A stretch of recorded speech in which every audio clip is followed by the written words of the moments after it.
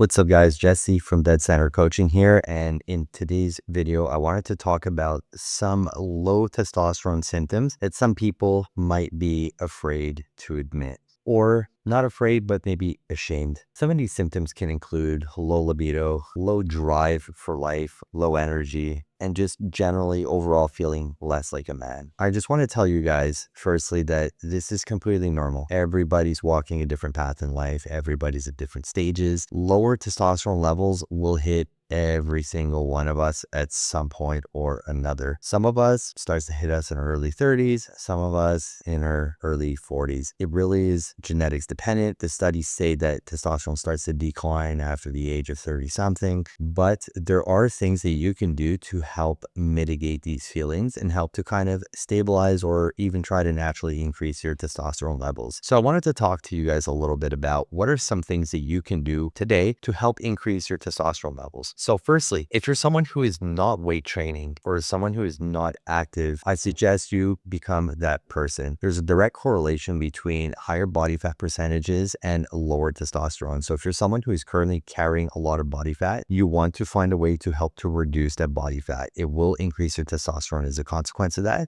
because your hormone production is going to be more optimized to help produce testosterone and less cortisol, which is going to essentially make your body store more fat. To make things simple, right? Doesn't exactly work that way, but usually people who carry more body fat have a higher stress hormone response than people who carry a less body fat. So with that being said, if you are not entirely in shape at the moment, I do suggest this be the first line of action to start doing some sort of activity to get you a little bit more in shape so you can help to put those hormones back in the positive balance that they really need to be. Secondly, there are certain supplementations you can take to help with hormone production. So normally how it works is your body produces something called cholesterol, and you either get cholesterol through food or other means, but what cholesterol can do is it can either be converted to testosterone or cortisol. Cortisol being the stress hormone, and when your body has too much of this stress hormone, it can make fat loss very, very difficult. You can lose muscle, so on and so forth. And when your stress levels are too high, it can also kill your energy levels. It does really not many good things. So with that being said, there is a supplement that you can take called zinc. Sure, majority of you know what zinc is. Now, zinc is also going to be one of the backbones in the production of testosterone. So when you have enough zinc and you have a good amount of cholesterol, which you get from healthy fats in your diets, so if you're not consuming healthy fats, make sure you are. Your fat should not be zero in your diet. You could be low fat, but you want to have good sources of fat, meaning pick good sources of, take olive oil over vegetable oil, or fats from meats over refined fats, or fats from McDonald's, if that makes sense. Now, with the zinc and the cholesterol, your body will be more likely to help synthesize testosterone, which can help to boost your testosterone naturally. Now, the amount of zinc that you would take is going to be person dependent. I'm not going to start speaking about doses, but just know that you can start taking zinc. Do your research 1 to 2 times a day, morning and night. Another thing you can take would be supplements to help regulate your stress levels. One of the main ones that comes to mind, I'm sure a lot of you guys have heard about it, is ashwagandha. So what ashwagandha does is it helps to control cortisol level directly. So the lower your cortisol levels, the higher your production would be for testosterone, because your body is not converting the cholesterol into cortisol, it's converting more of that cholesterol into testosterone. So that would be another way to help increase your testosterone levels, is by blocking or suppressing how much cortisol your body can produce and put more of that production towards testosterone, if that makes sense. And then other metrics you need to look at: how's your lifestyle in general? Are you someone that eats out a lot? Do you have a lot of deep fried food? Do you drink a lot of alcohol? A lot of these metrics that you do will also determine whether or not you have low or high testosterone. And there's a direct correlation between a poor diet, alcohol consumption, and low testosterone. Alcohol, for example, does raise estrogen levels in men. So if you have a higher estrogen to testosterone level, you might feel some of those symptoms. How's your sleep? Are you getting adequate sleep? Are you sleeping 6 to 8 hours a night? If you're not, that might be something worth correcting. Again, all of these things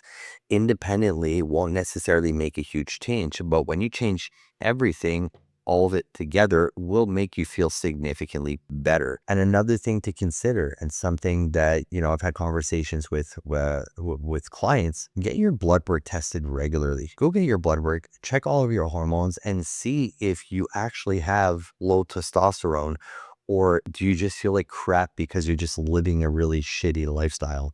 There's a difference between the two. So what I suggest to you is go get your blood work checked at least every 6 months. You really know, okay, do I really feel like crap because my testosterone's low, or do I just feel like crap because my lifestyle sucks and I refuse to do something about it? Those are going to be two completely different scenarios, and they're both going to have to be addressed differently. The same, but different. Sorry to kind of backtrack a little bit. When you take care of all those aspects of your life and you make sure that everything is more aligned with wanting to feel better, you will essentially feel better.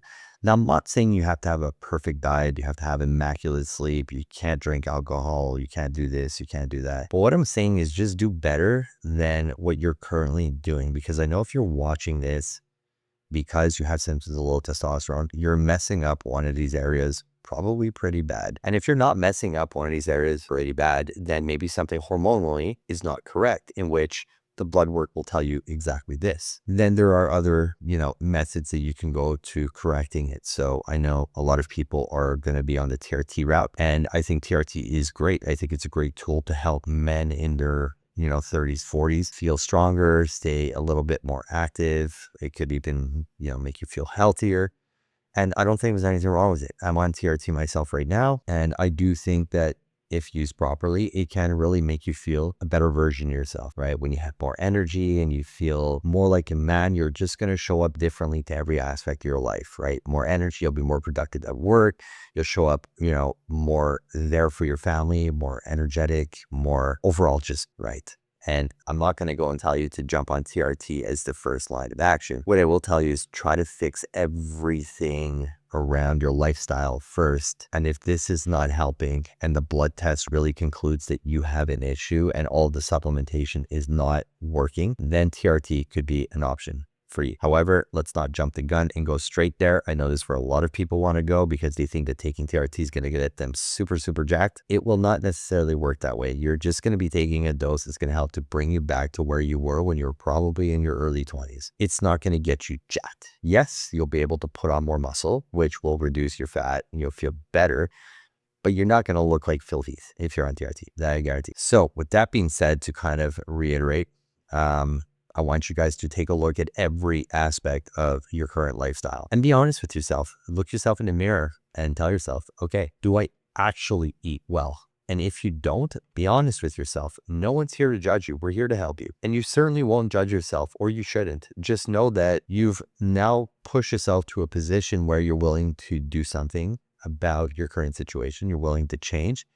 And this takes a lot more courage than staying in the same situation, doing nothing about it. So tap yourself on the back because you're on the right track. Congratulations. And be honest with every single metric. Write it down on paper. Okay, my diet on a scale of 1 to 10, how good would I rate it? 10 meaning you don't eat out, you don't consume alcohol, you eat whole grain foods, you eat whole foods, you eat organic or whatever. The pinnacle of ultimate perfect nutrition.